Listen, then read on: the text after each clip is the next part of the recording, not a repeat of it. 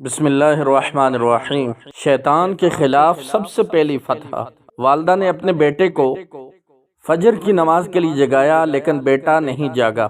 نماز با جماعت ختم ہونے کے بعد اسے دوبارہ جگایا اور وہ اب بھی نہیں جاگا۔ وہ اپنی ڈیوٹی پر چلی گئی، اسے یونیورسٹی جانے کے لیے نہیں جگایا۔ صبح 9 بجے امتحان تھا۔ جب وہ 9:30 بجے نیند سے بیدار ہوا تو اس نے اپنی ماں کو فون لگایا اور کہا، امی آپ نے مجھے کیوں نہیں جگایا؟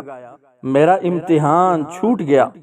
ماں نے جواب دیا کہ بیٹا، میں نے دیکھا کہ تو آخرت کے امتحان میں ناکام ہو گیا ہے، اس واسطے مجھے تیرے دنیا کے امتحان کی پرواہ نہیں رہی۔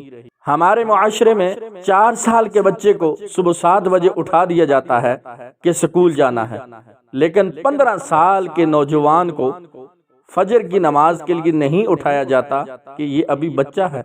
لمحہ فکریہ کہ نماز فجر کا ادا کرنا انسان کی شیطان کے خلاف سب سے پہلی فتح ہے۔